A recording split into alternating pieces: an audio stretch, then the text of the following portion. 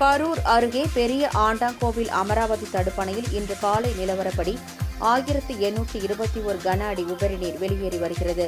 திருப்பூர் மாவட்டம் உடுமலைப்பேட்டை அருகே உள்ள அமராவதி அணைக்கு சுற்றுவட்டார பகுதிகளில் பெய்த கனமழை காரணமாக நீர்வரத்து அதிகரித்துள்ளது. மேலும் திண்டுக்கல், திருப்பூர், கரூர் மாவட்டத்தில் பெய்து வரும் மழை காரணமாக அமராவதி அணைக்கு நீர்வரத்து அதிகரித்து வருகிறது. இதையடுத்து உபரி நீர் அமராவதி ஆற்றில் திறந்துவிடப்படுகிறது.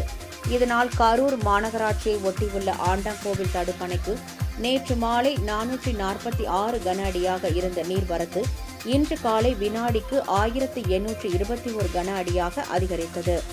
அந்த தண்ணீர் முழுவதுமாக அமராவதி ஆற்றில் சென்று திருமுக்கூடலூர் என்ற இடத்தில் காவிரி ஆற்றுடன் கலக்கிறது.